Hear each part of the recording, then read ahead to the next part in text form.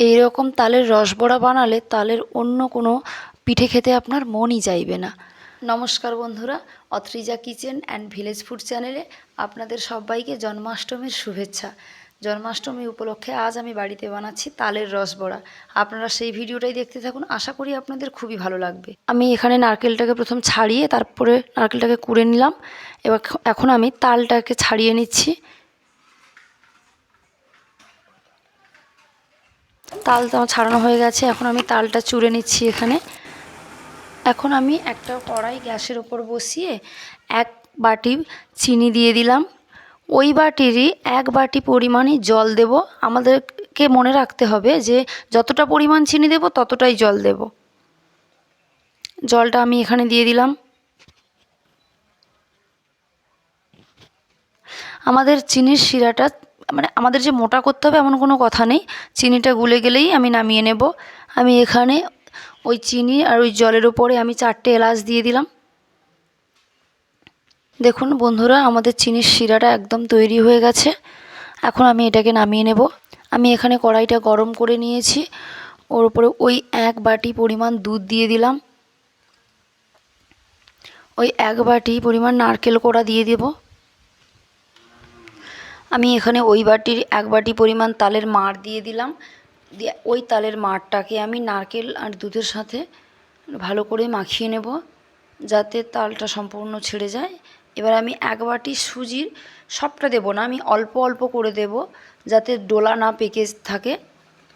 দিয়ে আমি নাড়তে থাকবো সুজিটাকে অল্প অল্প। ওই 1 বাটি সুজিটাকে আমি 2টো ভাগে কি 3টে ভাগে ভাগ করে নিয়েছি, আমি সেভাবেই দেব। মাখিয়ে নেব আমি সবগুলোকে ওই তালের সাথে। দেখুন আমি কিভাবে অল্প অল্প দিচ্ছি। ওই অল্প অল্প পরিমাণ সুজি দেব আর অল্প অল্প করে আমি নাড়তে থাকবো, যাতে সুজিটা সম্পূর্ণভাবে মেখে যায়, যাতে মিশ্রণটা আমার খুব ভালোভাবে তৈরি হয়ে যায়। এবার আমি সম্পূর্ণটা দিয়ে ওই ডোটাকেই তৈরি করব। দেখুন কত সুন্দর আমার হয়ে গেছে। যেহেতু মিষ্টি পিঠে, সামান্য একটু লবণ দিয়ে এবার সম্পূর্ণটাকে আমি একটু ভালো করে মাখিয়ে নেব, একটু শক্ত শক্ত করে।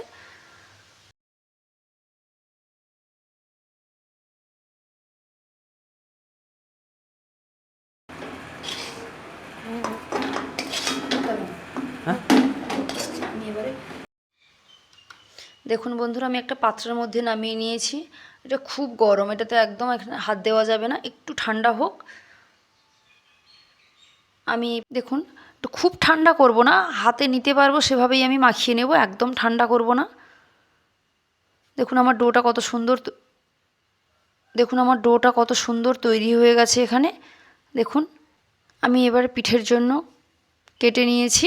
আমি এখানে দেখুন পিঠেটাকে বানিয়ে নিয়েছি, একটু গোল করে লম্বা একটা শেপ দিয়ে আমি এখন কড়াইতে তেলটা গরম করে নিয়েছি, তার মধ্যে এবারে তৈরি করে রাখা পিঠেগুলোকে দিয়ে দিচ্ছি। অল্প অল্প করে দেবো, কারণ এটা সুজির পিঠে, খুব বেশি দিলে ভেঙে যাবে। আর আমাদেরকে এটা মনে রাখতে হবে তেলটা খুব গরম হলে তারপরে দিতে হবে। দেখুন বন্ধুরা, লাল লাল করে আমার ভাজা হয়ে গেছে। আমি এখন এবার এটাকে তেল থেকে তুলে নেব।